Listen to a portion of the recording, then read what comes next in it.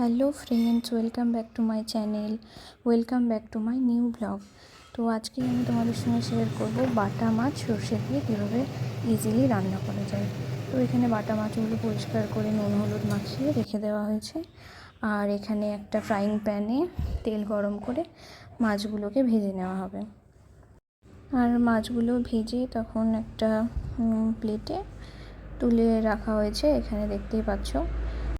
আর মাছগুলোকে বেশ ভালো করে ভেজে নিতে হবে, লাল লাল করে। এখানে মাছগুলো ভেজে রাখা হয়েছে এরকম লাল লালভাবে, তোমরা ভেজে রাখবে। আর এখানে নেওয়া হয়েছে একটু কালো সর্ষে আর কাঁচা লঙ্কা, আর সেটাকে বেটে নেওয়া হয়েছে। আর রয়েছে পেঁয়াজ বাটা। আর কিছুটা মাছ যেখানে ছিল সেই মাছগুলো ভেজে তুলে রাখা হলো। আর একটা কড়াতে অল্প পরিমাণে তেল নিয়ে সেখানে কিছু আলুর টুকরো আমরা ভেজে নেব।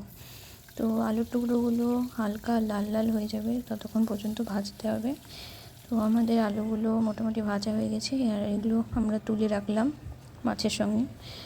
আর আলুগুলো তুলে রাখার পর সেই কড়াতে যে তেলটা থেকে যাবে সেখানে কালো জিরে আর কিছুটা পরিমাণ পেঁয়াজ বাটা দিয়ে ভালো করে নাড়িয়ে নিতে হবে।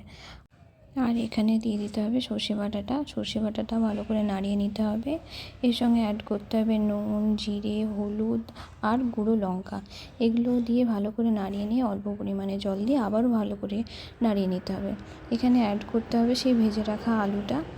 তো আমরা এখানে ভেজে রাখা আলুটা অ্যাড করলাম, আর তার সঙ্গে অ্যাড করলাম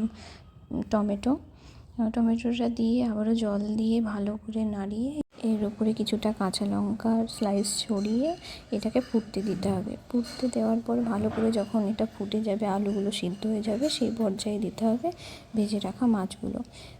আর মাছগুলো দেওয়ার পরে এখানে ঢাকা দিয়ে দিতে হবে।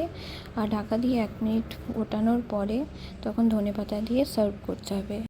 তো বন্ধুরা, আমাদের মাছের রান্নাটা এরকম হয়েছে। তোমাদের কেমন লাগলো অবশ্যই কমেন্টে জানাবে।